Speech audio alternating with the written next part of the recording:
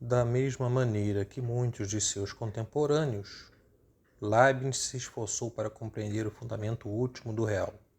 Isso é visível nas suas investigações acerca da causa última da razão e da realidade do mundo, que, como vimos na última lição anterior, se trata de Deus.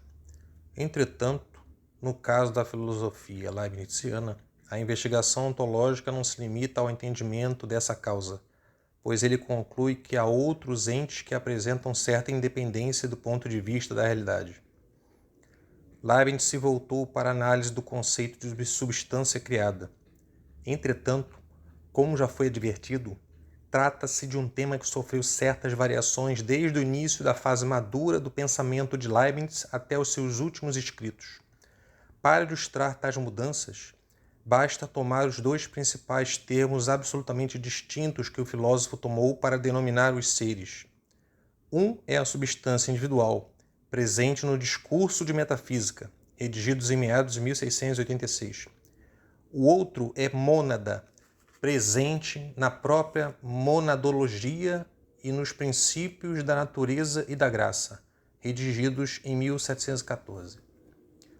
Em um artigo muito esclarecedor, um importante estudioso da filosofia de Leibniz, Michel Fichant, questiona se essa seria apenas uma mudança de nome ou se essa variação de vocabulário representaria alterações profundas na metafísica de Leibniz.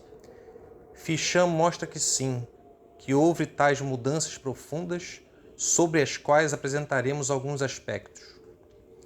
Para entendê-las, antes, é importante realizar o exercício de extrair alguns elementos que parecem atravessar o percurso da ontologia de Leibniz, ao menos a partir do ponto em que ele assentou certos princípios, em meados de 1680. Percebemos que Leibniz logo se direcionou para a tese de que o mundo é composto por diversas substâncias, ou, ainda, por infinitas substâncias criadas. Com isso, ele se distanciou do dualismo substancial da filosofia de Descartes, para o qual haveria a substância pensante, res cogitans, e a substância extensa, res extensa. Leibniz entrava em certo acordo com o autor do Discurso do Método pelo fato de ambos entenderem que Deus é uma substância independente e, em parte, por defender seres que se definem como espécies de mentes, como é expresso pelo cogito cartesiano. A divergência principal se dá em relação à substância extensa, que, como ainda será tratado melhor, não representaria um caso de legítima substância conforme a filosofia de Leibniz. Ele se distanciou de maneira ainda mais radical da metafísica de Spinoza, pois este filósofo, na sua obra Ética, postulou a existência de apenas uma única substância, que ele chama Deus. Daí sua máxima, Deus sive natura, ou seja, Deus ou natureza. Logo, para Spinoza, todas as coisas não passariam de expressões finitas da única substância infinita, referentes aos atributos de Deus, como o atributo extensão e o atributo pensamento, mas sem que elas mesmas fossem elevadas ao grau de substância. Tudo se daria como se fosse oriundo das atividades divinas, sendo-lhe imanente. Essa posição seria ainda mais inaceitável para Leibniz e serve para indicar um importante ponto de partida para as concepções leibnizianas sobre os seres neste mundo. Como já foi visto, há muitas motivações de ordem teológica que impulsionaram as formulações filosóficas de Leibniz.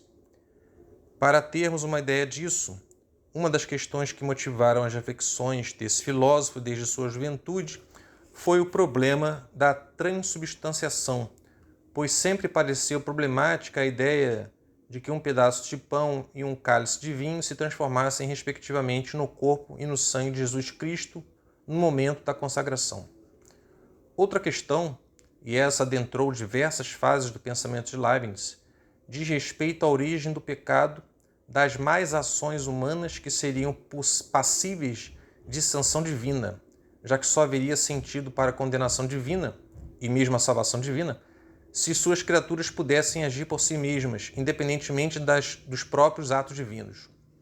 Porém, ao se tomar Deus como uma causa última da realidade de tudo, tese defendida por Leibniz, seria difícil não considerá-lo responsável também pelos atos de todas as suas criaturas.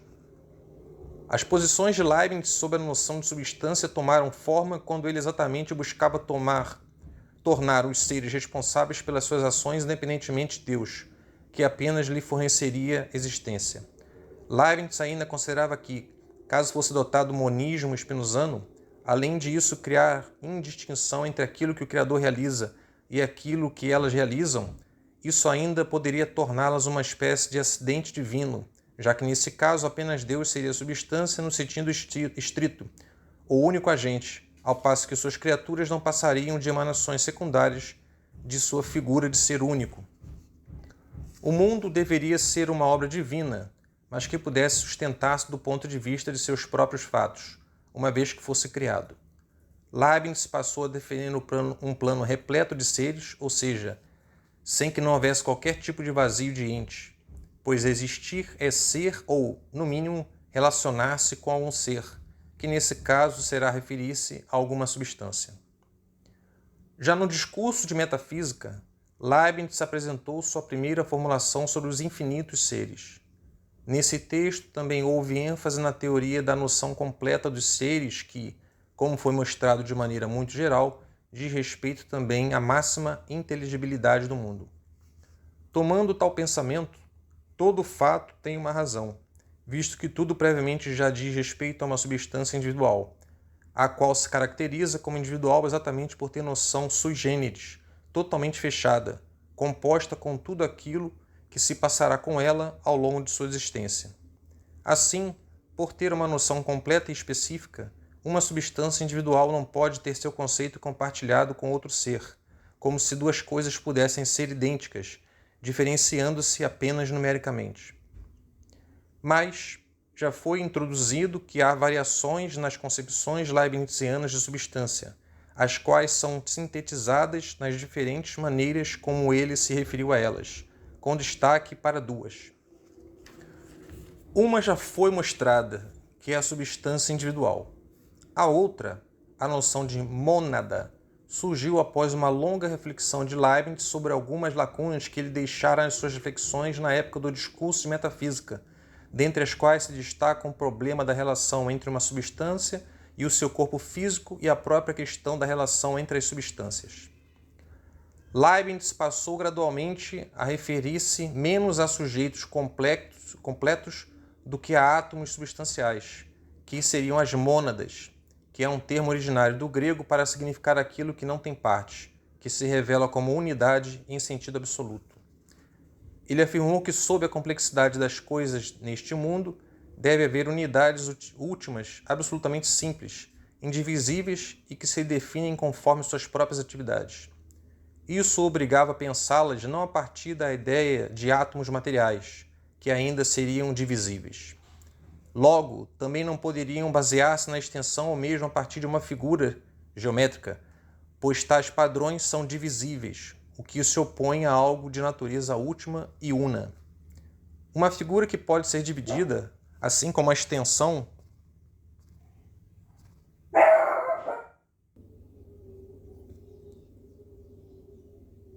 pois ela também pode ser representada figurativamente. Isso é o que torna difícil entender a noção de mônada, pois elas não podem ser apreendidas por imagens, mas sim de uma maneira estritamente conceitual, o que também acarretará outras complicações para a compreensão da realidade. Uma característica da mônada, que é a radicalização de algo já dito no período das substâncias individuais, é o fato de elas terem seus respectivos conceitos absolutamente fechados, sem que nada de exterior pudesse lhes invadir, alterar ou lhes influenciar de maneira direta. O único outro ser com o qual cada substância teria relação imediata seria Deus, visto que este seria a causa da realidade daquelas. O autor da monadologia deduz, entretanto, que é preciso haver algum critério para diferenciar a nova maneira de definir os seres, a fim de evitar o problema da identidade dos indiscerníveis, mas com o desafio de que isso não fosse a partir da noção de figura ou de extensão, que passariam pelo inconveniente da divisibilidade. Logo no início do texto, Princípios da Natureza e da Graça, seu autor diz que a mônada, uma substância, é um ser capaz de ação, ou seja, ela é definida primordialmente a partir do seu aspecto dinâmico. Leibniz ainda acrescenta que, se uma mônada supostamente interrompesse suas ações, ela também deixaria de existir. Resta, então, entender a fonte primordial de tais ações na esfera substancial. A fonte de ação, que também é a via pela qual uma mônada tem acesso ao restante daquilo que se passa no mundo, é chamada por Leibniz de percepção, que fundamentaria a distinção entre as infinitas mônadas, afastando o risco da identidade dos indiscerníveis, em função desse aspecto ativo de cada ser. A percepção, nesse caso, se assemelha à noção de percepção sensível, aquela dada por meio dos nossos sentidos, pois também se trata de ser afetado, de certa maneira, por coisas exteriores, mas sendo que a própria substância é responsável pela formação das imagens que tem no mundo que a cerca. No caso dessa dimensão substancial, esse caso de percepção representa uma situação muito básica, sem que sejam imagens com o índice de elaboração de uma percepção sensível, o que já exige a presença de um corpo orgânico. Uma mônada nunca deixa de permanecer em estado perceptivo, de formar imagens referentes ao seu mundo e, ainda mais, de buscar novas percepções. Tal busca ou tendência para formar novas percepções é denominada pelo autor de apetição.